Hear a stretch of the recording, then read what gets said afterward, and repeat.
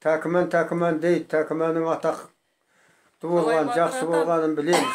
Қалай батыр атанды ол кісі? Ha? Ол кісі қалай батыр атанды? Қалай батыр атанды дейді. Ол кісі батыр дегенде қазақ бұда жүрегі мықты адамды.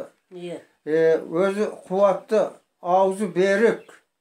Анамына мен далбыр-дұрбыр konuşпайтын адамды. Айтып қойған сөзі бір.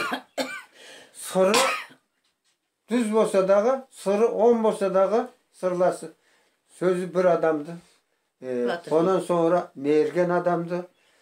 Жауға келгенде болған адамды. Оны батыр деп сөйтіп атайды. Енді өзімнің естуіме қарағанда ол кісінің бір батырлығы мына Үш аймақ соғысы деген біздің қазақ неменеде Түркістанда бір болды ғой. Осман Қытай менен Яһудта Осман орыспенен соғысып тұрғанда. Сонда мына Құлжа деген жер бар ғой, естуіңіз бар. Құлжа. Сол Құлжада Қызай әскері деген әскер орды. Құлжада давамды құлжалықтар Қызай ғой. Сол тараптардан әскер кетіріп алғаш қазақты hangi senesinde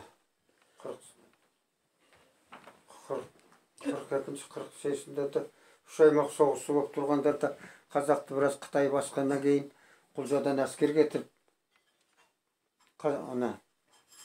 Түркістан сейде тұрған, Шыңжанда тұрған қазақтар, мысалы Қалибектер. Ondan sonra buna takımanlar